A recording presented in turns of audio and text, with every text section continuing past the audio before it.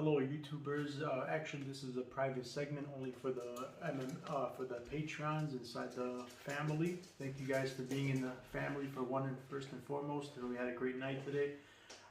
Pretty much all my picks for all my outside MMA events hit. So congratulations to the higher tier for following my top 3 and my top 2, especially if you went in on those, because I always tell you which ones are the most confident, so that you could parlay and or single bet or just know which ones to put the more money on. So we went 100% correct on those picks.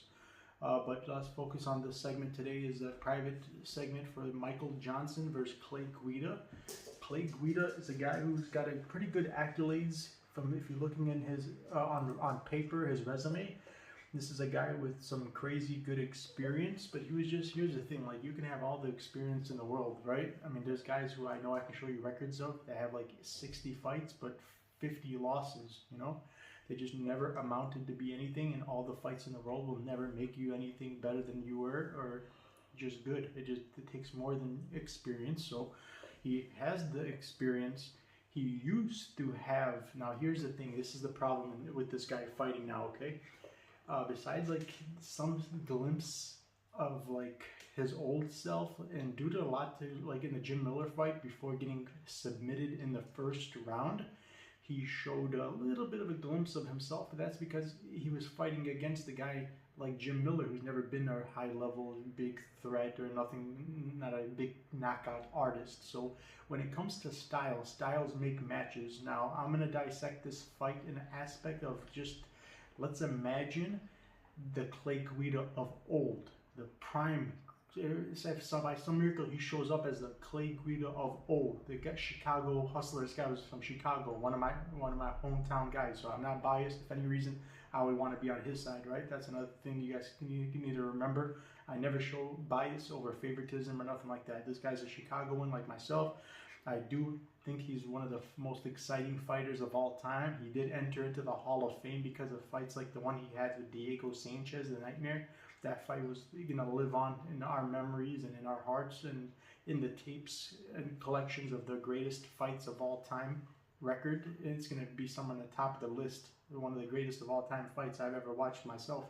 So I do love the guy now, but his better days are behind him. That the days when he was like the Strikeforce champion, he was a former champion even in his older organization. So, but his style, his technique is obsolete. He's like the Robbie Lawlers, the Tyrone Woodleys, even the ones who are better, higher level versions of what he does. His style, it will not keep up with today's MMA's evolution of fighters. The fighters of today's world, even the guys who are UFC champions, the best of the best in the UFC at one time, because he was never that guy. He was the best in his older organizations, but at UFC he was just an exciting fighter to watch. Never was really a guy who was talked about as being one of the greatest. So he did make it to the Hall of Fame just from being that exciting type of a fighter. So don't get me wrong, he got to those accomplishments and credentials, but not for those same reasons. So, but even those guys who were the best of the best at that style, at that type of era, those guys are obsolete. Those guys are falling down and not being able to get back to the way they used to be. Like we've seen what happened with Robbie Lawler against Magny, who I told you Magny's just a mediocre mid-level guy. He's not a high tier, and he made him look like a high tier guy. Even though I was watching him make holes in his game, he had holes in his game. I told you that we're going to be unforgivable against a guy like Chiesa. The reason why we picked him as an underdog is because of the holes that I saw in his game, even when he was winning. Well, there's a reason. That style of just balls to the wall and just forward, not that Nate Diaz, even now you see what Jorge Masvidal did to Nate Diaz. That fight with Masvidal and Diaz is going to be the exact. If you want to watch Clay Guida versus Michael Johnson before it happens, go watch Masvidal versus Nate Diaz. This is what, now here, let's just talk about the prime Guida.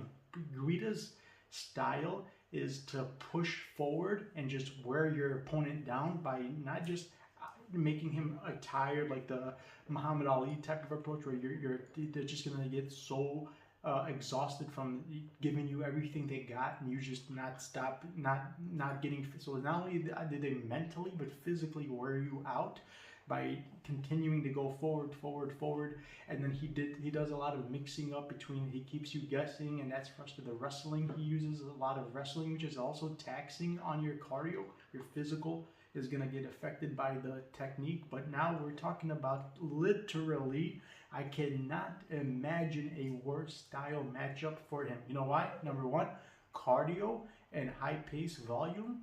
There's nobody in the game as good as Michael Johnson. Speed. Now, because the way he used to take his opponents down and the way he was successful in those levels, it wasn't through technique. He's a white belt in BJJ, let me remind you. He's a white belt in pretty much every area. But you know what got him successful?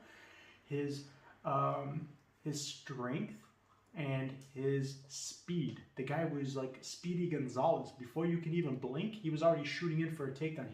It was hard to predict it because he was so quick. He was like a little missile. But let me tell you who's not only this guy, Michael Johnson, is like a gym rat. There is nobody that spends as much time inside the gym as Michael Johnson. I'm going to show you just today or yesterday, it was recently, within a few, he posted something on his Instagram that shows, I'll put it on the screen, how many miles he runs and in how short of a time. His speed, his cardio is above average, above normal. Even the best cardio, he's got the fastest hands and the best stamina probably in the whole division, if not the UFC. He's literally the fastest and got the best cardio. In the later rounds, he will not slow down. And in the beginning rounds, he doesn't slow down. He's not like one of those guys that lets off the gas and then puts it the whole time. He's at full 110%. He doesn't stop. So his volume, it's gonna be just overwhelming. And the pace that his opponent pushes, he's gonna have a 5-inch reach, 4.5-inch, almost 5-inch reach advantage. And he's going to be the faster guy, the younger, more durable, and more output. He's got more volume, a little bit more precision as well, because neither one of them are precise. Guida throws very loopy punches, and the reason why he landed such a great, perfect hit against Jim Miller in the first round before getting submitted by Jim Miller, and it was such a good, clean punch. It didn't get blocked by even an inch of Jim Miller's glove, but it didn't knock him down. You know why? And that was his literally hardest punch he could give. He's not accurate. He throws in the same way I was telling you guys. Who were we talking about the last segment that I told you he doesn't throw? He throws in all the wrong places. He'll land on your cheeks. Oh yeah, Pedro Munoz. I was thinking because he made Frankie Edgar look like the world beater he used to be, but it was really because I told you 40 punches from Pedro Munoz will not do as much damage as 20 punches from Frankie Edgar's new opponent, who's one of the most accurate strikers you'll find. Quite the opposite. So it's not about quantity as much as quality when it comes to this kind of stuff. But when you got two guys who are just not very precision strikers, so it's going to have to then come down to the quantity. The quantity, the guy who dishes out twice as much volume, Michael Johnson. The guy who's twice as fast, Michael Johnson. The guy with 10 times better cardio, Michael Johnson. Younger, more in his prime. For an athlete, 34 years old is still kind of in your prime, at the end of your prime, but it's still in your prime. These are athletes. They're under different guidelines and right, they're not the same like a normal human's 34 years old. Can you do me a favor? Can you pull up fight matrix for Clay Guida, and let me know when you're there. Okay, anyway, so yeah, this guy's got a lot. He's been submitted 10 times. Most recent time in the first round after he had some success. And Bobby Green against Clay Guida made it look, we're having a lot of value on Michael Johnson. He should be the rightful favorite. He is, but by much larger of a margin. He should be like a -500 favorite. Not only because this should be one of these, let me remind you something, okay? What does this tell you? BJ Penn, his last retirement fight. BJ Penn, one of the most loved, adored, popular Hall of Fame legends of all time. Nobody loved anybody more than BJ Penn at the time when he was in his prime, especially. He was the most loved, popular MMA UFC fighter of all time. He's still remembered as one of the greatest. And after 10 years of almost going without a win, after a 7-fight losing streak or 6-fight losing streak, before they were going to send him off into the retirement realms, They wanted to give him a go away, like on a good note. So what did they do? This was years ago, mind you, okay? Years ago. They said, matchmaker said, all right, how can we make the fans feel good and have him send, because they love BJ Penn. How can we give him an easy, who's the easiest matchup? The one he's got the most chance of beating? Clay Guida. And Clay Guida couldn't even do like what the Yair Rodriguez, you see what Yair Rodriguez did to him? Quickly disposed and made it, like, it looked so bad that they still gave him a chance because they loved him so much. Any other fighter, look what happened to even Anderson Silva. They wouldn't allow him to continue, and he won rounds against Uriah Hall in his last fight. So this guy just got disposed of so quickly. He was losing so badly, and even when he did win, like, it was like a close decision. It was just really bad, and then they still gave him another chance because Guida was around. Who can we give him? Guida. Guida was his retirement fight, and he couldn't even finish him. He went to a decision victory. That was a while back. So now, you know what I've seen Guida? The thing that made him the best is his fearlessness, his aggression. The thing that made that Diego fight so popular is because he was the kind that would keep going forward. You can bloody him to death, hit him with everything, including the kitchen sink, and he'll still keep coming forward. Do you know what kind of a Guida I've seen recently in some of his fights? The guy that resets and runs away. He's doing stuff that he would have never done before. So I'm picking up on things that I never want. A guy like him who only had success in being the opposite of that is showing signs of that no longer, that guy is dead. That ship has sailed. That part of him is not there anymore. He's going to be more gun shy. He's never been the accurate precision type of striker. The things that he depended on, even if he was in his prime, Michael Johnson's got a 79.8%, almost 80% takedown defense. One of the best sprawling and brawling types. He's right now looking the best I've ever seen him. He's on a 3-fight losing streak. He's going to be the most motivated. But even in his last fight, let's go back to the Thiago Moises. Forget what's on paper. I understand that he lost the fight technically. He lost that fight. But 99% of that fight, the majority of that fight, until the moment that he lost it, similar to like what I say about Beneil Dariush, who actually fought with him and he held a very good account of himself. Although he did lose, a lot of people even argue he should have won that fight, that the decisions was not correct. And even against a lot of other people, he's shown a very good account of himself. And I really, even in a Khabib fight, do you remember? He was one of the only guys that ever almost beat Khabib, besides maybe Gleison Tebow, but he almost knocked Khabib's head off. He made him lose his balance. This is a guy who they talk about never being hurt, never losing rounds, or ever getting a cut. This guy came the closest to actually putting him out. He even landed a crazy strike that may make the best of all time so desperate that he didn't even want to risk any more chances of staying on his feet with him because his hands are so fast that he took him straight to the ground and he had to finish the fight on the ground to beat him.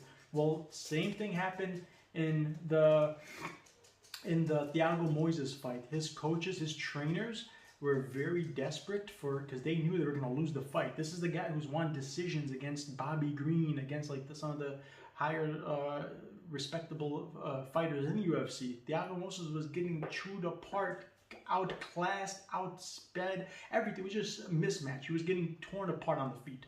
And he was the younger guy. He was a slight favorite. It was almost a pick'ems, actually. I remember it was like -110, I think, -115, something like that. But still, Moises was the younger guy. He was the more well-rounded guy, and he was getting picked apart until he got into he pulled guard. The thing like Durden had to do to Flick Flick had to do to Durden because he was just getting picked apart, but he did it even more high level because Durden got injured, or else he would have got right back up. He did it in a way like it was pretty high level. So he did it, and he had to do an ankle lock. And it was so close. He almost got out of it. If he did a couple of different things that would have been smarter, he did the wrong defensive tactics to get him out of that ankle lock because it was a surprise. He did it like unexpectedly. Michael Johnson would have won that fight. So he shouldn't be on a and if you're just looking on paper, yeah, he lost. But if you looked at who won 99% of the fight, the majority of the time, he was winning. In like a street fight, you could say he's the one that was kicking the other guy's ass. So, anyways, back on track. Go ahead. Tell me what it was. Where it says MMA years, what does it say Clay Guida is? I'll give it to you. Find it. I didn't find Take your time. Here. See if you find it. Anyway, so back on track. He's the worst style nightmare matchup. Even if they were both just in their primes, which one of them still is, and he's looking better than ever. He looks in the best shape, and the stuff that he's been posting on his Instagram leads me to believe that what I'm seeing is actually true, because he does look like the way I noticed his results. His volume, his pace, what he was doing to Thiago Moses before he got submitted by that fluke crazy ass submission. He was just looking some of the best I've seen of him. So I expect now, with the help of Henry Hoof, let me remind you, Henry Hoof is the guy who helped Chandler win his fight. He's the guy who's helped Usman retain the belt, or keep the belt for as long as he's had, and win the belt. He's the guy who's got Gilbert Burns to become the #1 challenger to the throne of Kamaru Usman's belt. He's got a lot of good, Luke Rockhold, Odesmir, so he's got a lot of guys he's training. He's one of the best, greatest minds and striking coaches of all time. He's top 3, top 5 for sure. Let's see here. Win finish, 60% combat age. Okay, so Clay Guida, and this is according to how much damage he's taken, how much whatever. According to the MMA professionals and the statistics, he's close to 60 years old, and he's almost as old as All-Star Overeem. All-Star Overeem is almost 80 years old, guys. 77 years old they have him as well. He's 56 years old, closer to 60 years old, as opposed to Michael Johnson. What is up, please?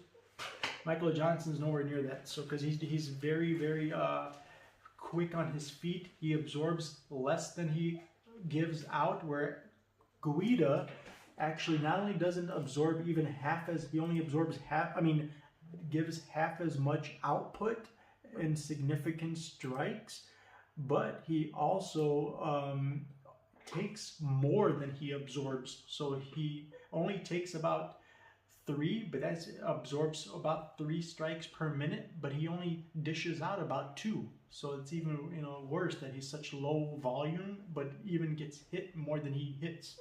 So he's also on a 2-fight losing streak, but rightfully so. And he's just disintegrating, and this is going to be the worst version of him, with a 4-inch reach disadvantage, cardio disadvantage, speed disadvantage, and just being, his style is obsolete. He's going against the guy who, I'm telling you, is a gym rat. He takes his career serious. This is all he does. He trains with the best of the best. I expect to see him, he should have been a bigger favorite, but I expect to see him dominating every second of this fight. And a white belt in BJJ, even if he can take him down to the ground, which I don't see happening with a guy who's got 80% takedown defense, it's not going to be a problem. He's not going to submit him or do nothing crazy. He's a white belt. He's got a black belt in nobody else will probably knows this. This is the kind of research the hardcores don't even have. I'm gonna teach you guys something. He's got a black belt in this thing that Jackson Wink, the trainer of like Holly Holmes, John Jones, Arlovsky, all those, the newly women's MMA future GOAT, Clarissa Shields. I'm very high on her. Great striker, one of the best of all time women boxers, has even chosen him. He's one of the best coaches. He's given him a black belt. He's designed his own form of like martial arts. It's called I wrote it down somewhere. Guida. Do you remember the name of it? Gaijutsu. It sounds like Guida's name. Gaijutsu. Something. It's a weird thing that he invented it, and he. Gaijutsu. Say it again. Gaido, almost like Guida, but Gaido Jutsu is a weird thing. It's like it's a mixture of like judo with kickboxing and wrestling all in one. And so besides that, he's a white belt in everything else. He's got a black belt in that because he's a prodigy of Jackson Wink. So it's not a surprise to me that he gave him a black belt. So it's not the most that's not something you can really run home to mom and brag about, but it is what it is. He, like I said, the style is just the worst nightmare matchup. It's going to fall into the hands of a guy who's really hard to take down. Even Thiago Moses was desperate, and he was unsuccessful in the first round. He stuffed like 6 takedown attempts. It was 100% at a guy who's not really known to be the best takedown artist, but still younger, more stronger, better version of Clay Guida couldn't do it. I don't expect the smaller, older Clay Guida to be able to do it. Like I said, he's never been a guy who's technically the best technically sound. He relied on strength and just wearing out his opponents. And that single leg thing that he does, it's not even, he doesn't go for a double leg. He doesn't do like a judo throw. He's just very low level, basic, ordinary, obsolete style of fighting that won't work anymore. So a lot of reasons I'm going for the rightful favorite, who should be a bigger favorite. There's a lot of value here. And I don't see the things that happen to him, like the similar things like with the Darushes, where they usually are winning the fights before they lose. I don't see that happening here because this guy, like I said, Jim Miller ate his best punch and nothing happened. I don't see any submissions from a white belt. He's a white belt, guys, in BJJ, for real. I'm not exaggerating. And so a guy like that who doesn't have any accolades that are threatening, I don't see any other way of him winning this fight. So you got my blessings. Because I already gave this pick to the, that was a part of my weekly 3 or 4 picks that I give to the channel. The rest of the picks are going to be including the Pantoja fight I want to talk about next. That one, since I haven't talked about it on my YouTube channel yet, I will not be able to put that out on YouTube. Or if you're not on the higher 3 tiers, you will not see that. So only the 3 top tiers will get that one, and the prelims. So there's more prelim fights that I'm going to dissect and talk about, and I'm going to tell you which prop bets. Because I'm talking about the prop bets and who's going to win, I cannot open that private segment to everybody. It'll only be for the selected tiers who signed up to get the personal bet slips, because it's the same thing as me giving you my bet slip if I'm going to tell you how I'm going to bet it, unfortunately. So, but remember, each tier has its own perks. The $9.99 tier, the $10 tier does get some. The $50 tier gets its own, and then the $100 and the $150 gets them all. The only difference is the $50 extra dollars that you'll pay. If you look at the Glories, the KSW, those guys got that. Everybody else wouldn't get it. So I have somebody who I posted on Twitter. They even told me just off because they just upgraded for those picks. In one day, they made their month's membership back entirely and then some. So I always try to tell you I told you so, but this one is the best. I feel the best about saying I told you so about this video, because it's a win-win situation for everybody. By you not wanting to spend the extra $50 or $100, you're just costing yourself money. And I don't want to be the guy who says it, but I should probably say I told you so over and over, so it gets through to you guys that I'm not offering you guys something that's not going to be valuable, or that you have to wait a year to get back your money. Same day, the first time you use it, if you just follow my instructions, I said top 3, top 2, and then even though all of them hit besides one, at least the top 3, top 2, you could parlay them and you can put them together like I always tell you guys you should. And trust me, if you did that, you would have made a killing. Can you imagine? That's paying like 5 or 6 to 1. You got 5 guys, and one of them was only a moderate favorite, slight favorite. Can you imagine how much you could have won just off of that? And if you add them with the other ones as well, if you put like one Benil Dairouche or some other safe parlay pieces, how many times have we cashed a 12 or a 4? You want to see messages of a guy telling me a 14-leg parlay cashed in, but only 2 or 3 fighters from each event was put onto it. So I have a folder just for those types of parlay pieces. You can combine them together, the ones that you feel the best about, because they're my safest picks. If that's not worth it, there's many other benefits you can get. But thank you for your time. Thank you for your support. Please hit the like, hit this, especially because this private segment may be on YouTube. Don't forget to leave a comment. It helps my content get seen so I can keep coming back to you guys. Thank you for your support. I hope you enjoyed the fights and the winning picks today. I'm going to see you guys in a few minutes. I'm posting another video, but that one's only for the patrons because we didn't talk about that on the YouTube channel since they only get a selected partial amount of the picks. Thank you guys. Look forward to seeing you also on the post for the YouTube. We'll see you on the post weigh-in, post face-off video, if not sooner than that, because I got to bring you back some observations. That's my specialty, if you didn't notice. That's why I saw Phil Hawes before he got pulled off of the card like 6 hours later. I told you guys, everybody don't bet on him, hedge off. I said that Phil Hawes looked the worst. Nobody else picked up on that. I noticed it. 6 hours later, they pulled him off the card, but I had already posted about it the minute I noticed it. Thank you guys for your contribution. We'll see you guys soon. Enjoy your night.